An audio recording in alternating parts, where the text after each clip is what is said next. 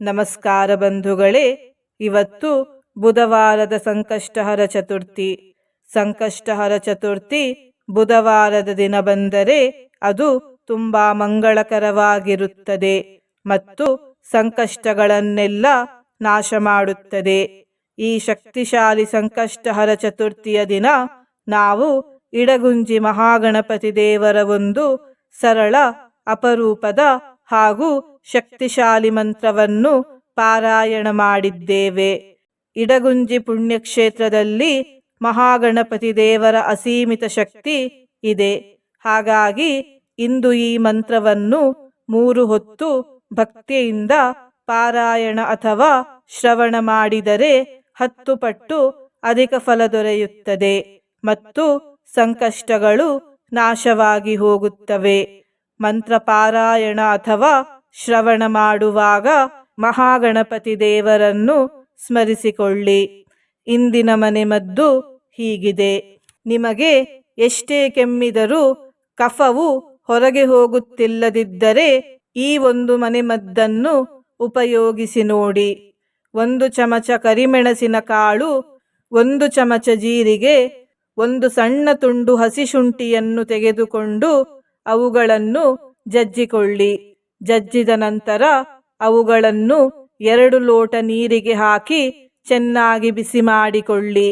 ಚೆನ್ನಾಗಿ ಬಿಸಿಯಾದ ನಂತರ ಅದನ್ನು ಶೋಧಿಸಿ ಪ್ರತಿದಿನ ಬೆಳಿಗ್ಗೆ, ಮಧ್ಯಾಹ್ನ ಹಾಗೂ ರಾತ್ರಿ ಊಟದ ನಂತರ ಸೇವಿಸಿ. ಹೀಗೆ 1 ವಾರಗಳ ಕಾಲ ಸೇವಿಸುತ್ತಾ ಬಂದರೆ ಗಂಟಲಲ್ಲಿ ಹಿಡಿದ ಕಫವು ಹೊರಗೆ ಬರುತ್ತದೆ. ನಿನ್ನೆಯ ವಿಡಿಯೋಗೆ ಹೆಚ್ಚು ಬಾರಿ ಕಮೆಂಟ್ ಮಾಡಿದವರಲ್ಲಿ 2 ಹೆಸರು ಹೀಗಿದೆ: ತಿಪ್ಪೇಸ್ವಾಮಿ ಹಾಗೂ ರೇಖಾ ಹೆಗಡೆ. ತಿಪ್ಪೇಸ್ವಾಮಿ ಹಾಗೂ ರೇಖಾ ಅವರೇ, ಭಕ್ತಿ ಮಾಡುವುದನ್ನು ನಿಲ್ಲಿಸಬೇಡಿ. ಈ ವಿಡಿಯೋಗೆ ಹೆಚ್ಚು ಬಾರಿ ಕಮೆಂಟ್ ಮಾಡಿದವರ ಪೈಕಿ 2 ಹೆಸರನ್ನು ನಾಳಿನ ವಿಡಿಯೋದಲ್ಲಿ ಹೇಳುತ್ತೇನೆ. ಬಂಧುಗಳೇ, ನೀವು ಈ ಚಾನಲಿಗೆ ಮೊದಲನೇ ಬಾರಿ ಬಂದಿದ್ದರೆ ಚಾನಲನ್ನು ಸಬ್ಸ್ಕ್ರೈಬ್ ಮಾಡಿ ಹತ್ತಿರದ ಬೆಲ್ ಬಟನ್ ಒತ್ತಿ ಆಲ್ ಅನ್ನುವ ಆಪ್ಷನ್ ಅನ್ನು ಸೆಲೆಕ್ಟ್ ಮಾಡಿ. ನೀವು ಸಬ್ಸ್ಕ್ರೈಬ್ ಮಾಡಿದರೆ ನಮಗೂ ಇನ್ನೂ ಹೆಚ್ಚು ವಿಡಿಯೋ ಮಾಡಲು ಸ್ಫೂರ್ತಿ ಸಿಗುತ್ತದೆ ಮತ್ತು ನಿಮಗೂ ನಮ್ಮ ಹೊಸ ವಿಡಿಯೋ ಅಪ್ಲೋಡ್ ಆದ ತಕ್ಷಣವೇ ಸಿಗುತ್ತದೆ. ಮಂತ್ರ ಶ್ರವಣ ಮಾಡುವಾಗ ಓಂ ಇಡಗುಂಜಿ ಗಣಪತಯೇ ನಮಃ ಎಂದು ಕಮೆಂಟ್ ಮಾಡಿ ಬಂಧುಗಳೇ. ಮಂತ್ರ ಪಾರಾಯಣವನ್ನು ಶುರು ಮಾಡೋಣ. ಓಂ ನಮಃ ಇಡಗುಂಜಿ ಗಣಪಾಯ ನಮಃ. ಓಂ ನಮಃ ಇಡಗುಂಜಿ ಗಣಪಾಯ ನಮಃ. ಓಂ ನಮಃ ಇಡಗುಂಜಿ ಗಣಪಾಯ ನಮಃ. ಓಂ ನಮಃ ಇಡಗುಂಜಿ ಗಣಪಾಯ ನಮಃ. ಓಂ ನಮಃ ಇಡಗುಂಜಿ ಗಣಪಾಯ ನಮಃ. ಓಂ ನಮಃ ಇಡಗುಂಜಿ ಗಣಪಾಯ ನಮಃ. ಓಂ ನಮಃ ಇಡಗುಂಜಿ ಗಣಪಾಯ ನಮಃ. ಓಂ ನಮಃ ಇಡಗುಂಜಿ ಗಣಪಾಯ ನಮಃ. ಓಂ ನಮಃ ಇಡಗುಂಜಿ ಗಣಪಾಯ ನಮಃ.